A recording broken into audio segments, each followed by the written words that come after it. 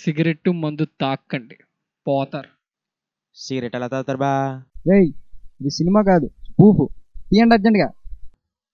సరే భయ్యా తీసేస్తున్నాం. ఏంట్రా ఇంకా రెడీ అవ్వలేదా? దేనికి రెడీ అవ్వాలి? ఈరోజు M1 సప్లీ. నువ్వు రాస్తున్నావా?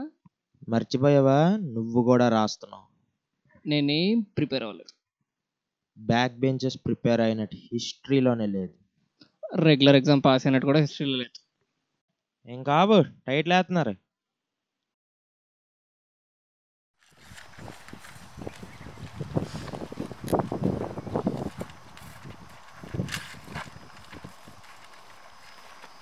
ఏం చేస్తున్నారా? స్లిప్లు పెడుతున్నావు ఎగ్జామ్లో నువ్వు కూర్చునేది మామూలుదేరా? నువ్వు కానీ దొరికిపోయావంటే మేము కూడా దొరికిపోతాం.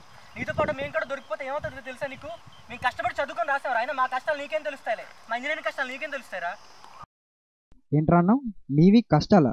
రోజు కాలేజ్కి వెళ్ళి క్లాసులు వినేసి టెక్స్ట్ బుక్లు చదివేసి మీవి ఇంజనీరింగ్ కష్టాలా?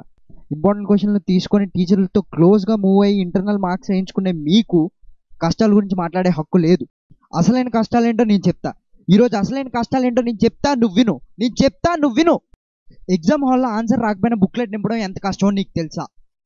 నాకు తెలుసు. ఎగ్జామ్ అయిపోయాక బయటకు వచ్చి ఫోన్ మాట్లాడుతుంటే అక్కడ ఉన్న వాళ్ళందరూ క్వశ్చన్ పేపర్ గురించి డిస్కస్ చేస్తుంటే దానివల్ల కలిగే బాధ ఎలాగుంటుందో నీకు తెలుసా? నాకు తెలుసు. స్లిప్ పెట్టడమే కాదు, అది తీసిరాయడం ఎంత కష్టమో నీకు తెలుసా? నాకు తెలుసు. అందరూ రెగ్యులర్ ఎగ్జామ్ ఫీ కట్టడానికి వెళ్తున్నప్పుడు సప్లై ఎగ్జామ్ ఫీ కడుతుంటే ఆ బాధ ఎలాగుంటుందో నీకు తెలుసా? నువ్వు చదివిన 2-3 ఆన్సర్లు నీ సెట్లో కాకుండా పక్కోడి సెట్లో వస్తే ఆ బాధ నువ్వు ఎప్పుడైనా అనుభవించావా? M1 రాసిన 3 గంటలకే M2 రాస్తే ఆ బాధ ఎలాగుంటుందో నువ్వు ఎప్పుడైనా అనుభవించావా?